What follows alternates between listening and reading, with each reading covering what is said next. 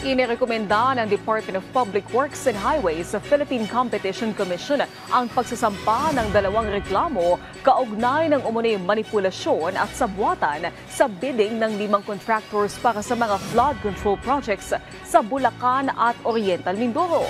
Si Bernard Ferrer sa sentro ng balita. 2.3 billion pesos.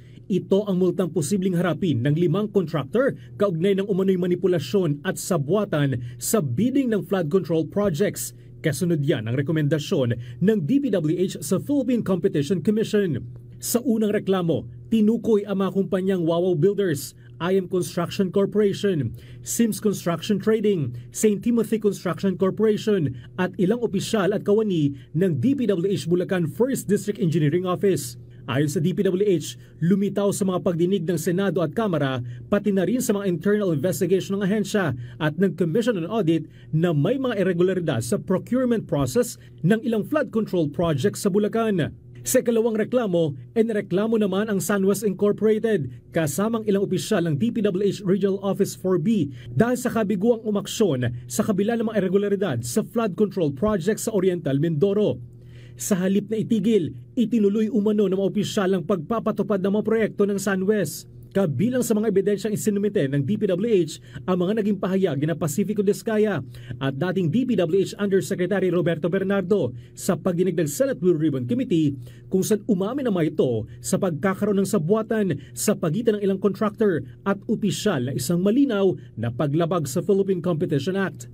Ang penalties dito ay for first violation, 110 million pesos per contract. Pero yung mga susunod, pwedeng umabot hanggang 250 million per contract. Dito pa lang sa 5 contractor na to at 12 projects pa lang na ito, ay 2.3 billion pesos na. Lumalabas din na ang mga kumpanyang konektado sa Diskaya ang nakakuha ng pinakamaraming flood control projects mula 2016 hanggang 2025 na umaabot sa 1,214 na proyekto. Isusumite ng DPWH sa Independent Commission for Infrastructure at Anti-Money Laundering Council ang listahan ng mga bahay at lupa ng iba't ibang personalidad at kumpanya na sangkot sa umano'y irregularidad sa flood control projects. Sa datos mula sa Land Registration Authority, umaabot sa 1 bilyong piso ang estimated market value ng pag-aari ng mga diskaya. Nirevoke na ng DPWH ang kontrata ng mga diskaya.